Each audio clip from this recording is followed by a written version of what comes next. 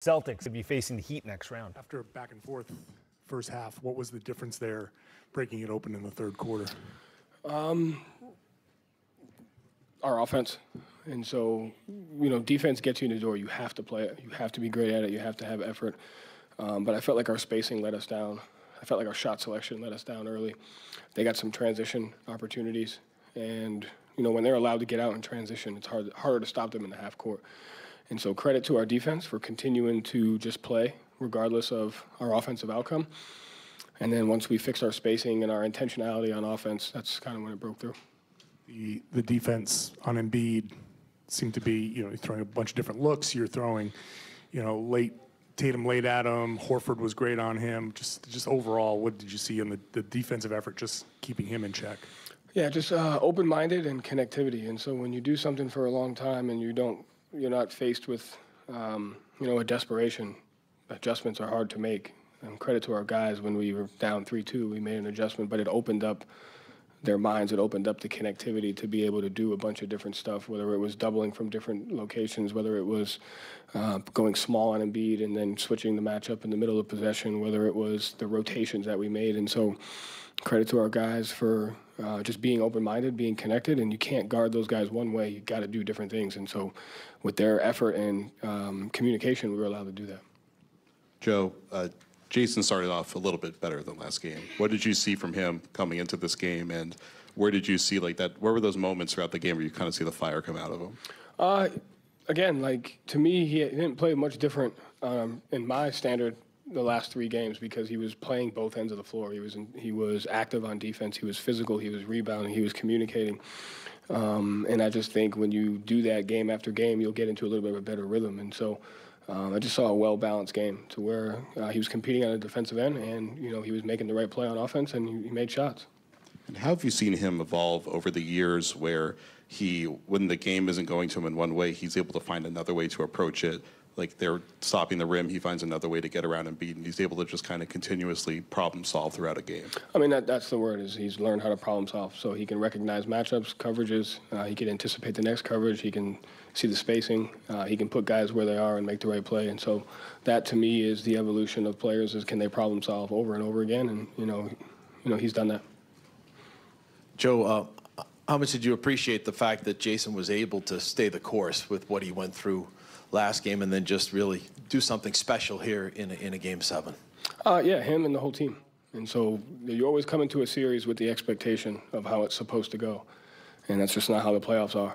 One game, one play can change the course of a series, can change the course of a couple games. And so he did it personally, and our team did it to where we just handled the ebbs and flows of a series, never got too emotionally high or too emotionally low. We had rough patches, but we were able to keep, our emotional togetherness intact, which I think is important during the playoffs. And a simple question, how good does it feel to move on as a team to the Eastern Conference Finals? Feels good. Joe, to your left, aside from the obvious, which is game prep, look at tape and so forth, what are you personally going to do over the next 12 to 24 hours personally to commemorate what happened today?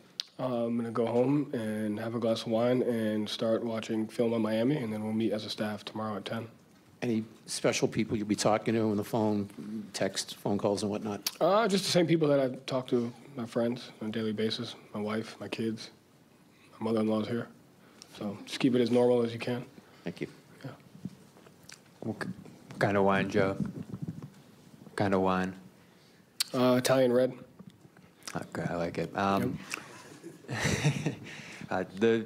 Did you hear any of the, Woj had a report coming into the game on the call disparity over the last game? Doc had some comments coming into it, and looked like a few frustrating calls early. Did you guys hear about that at all, or did you just kind of tune that out?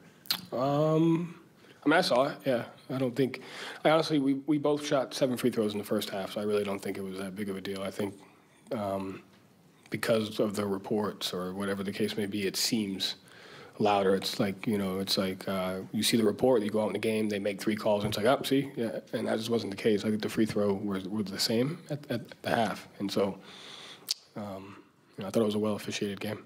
And Al on Joel he had to do a bunch of different coverages throughout the series. How did you just sort of see his defense on Joel evolve and drive you guys through the series? I mean, Al is one of our defensive anchors, him and Smart for sure. And so when he plays with the type of physicality to where he knows he can guard one-on-one because of the team and the people he has around him. And so because of that, he was able to be a little bit freer and physical. And whether it was Rob, whether it was Smart, whether it was Jalen, Jason, Derek, Malcolm, Grant, whoever was in the game, because of their open-mindedness and their connectivity, he was allowed to just be more aggressive.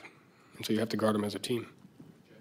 In the second quarter, there was a foul on Harden, and you went out to about half court to call a timeout. And then it didn't look like you were telling you guys that you love them in that huddle. Oh, it can look a lot of different ways. What were you trying to pull out of them in that moment?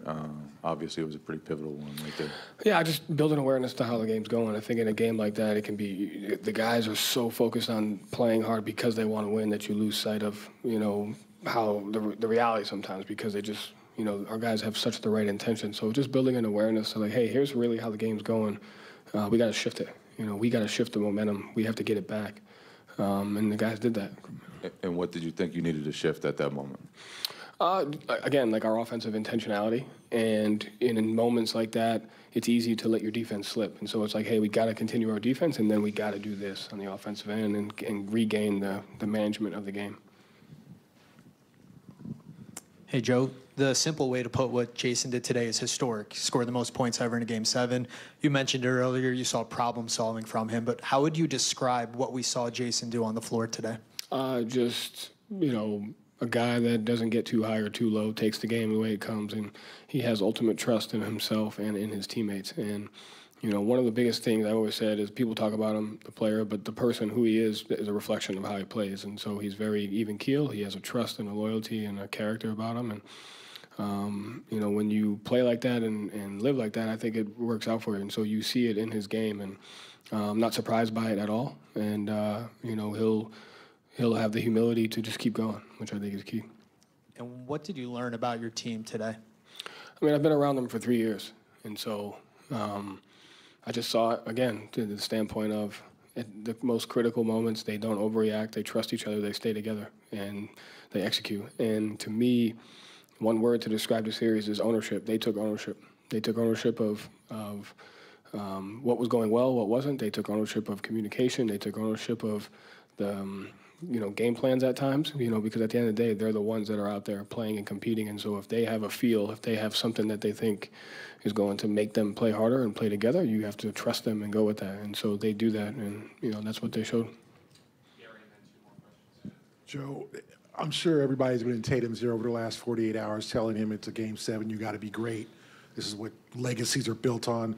What have you told him in the last 48 hours? How do you approach that situation where he already probably puts enough pressure on himself and then all the outside forces? I told him I loved him, and I told him when the game starts, don't listen to people and try to get out on a good start scoring. You're not defined by scoring in my book, and that's most important, is don't let your identity be caught up in what others say about you. Your identity is in who you are as a person and how well you can dominate the game in areas that are, don't get all the attention. And I thought I saw that from him tonight, and when you do that, you get moments like that. And so when he plays a well-rounded game, our team is different. And credit to him for buying into that. He's in his 6th year, but he's 25. I mean, how tough is that for him? Do you have to stress that to him in terms of just keeping focus and not letting everybody? No, I mean, he's got great people around him. I don't have to stress it. I just have to affirm it. That's all. Joe, only 8 turnovers tonight, and that's been kind of a theme for the Celtics team, win by the turnover, die by the turnover. How did you manage to, rein things in the second half where ball control was really tight for the Celtics? Spacing. When you're spaced, we have between Smart, Malcolm, Derek, Jalen, Jason, our guards, when we're spaced, we have enough skill that we can usually make the right play.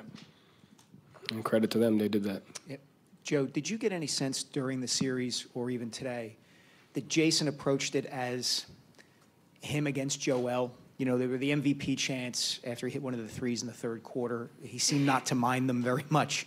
Did you get and did you view that as a good thing or a bad thing if he did look at it that way? No, I didn't. I thought he did and we'll do whatever it takes to win. So again, hey, I'm happy for him. Credit to him. Like you said, he had an historic night, but tonight it's about what he did, and it's about our team and about what they did. As that locker room, like I said, it's one of the best locker rooms I've been a part of.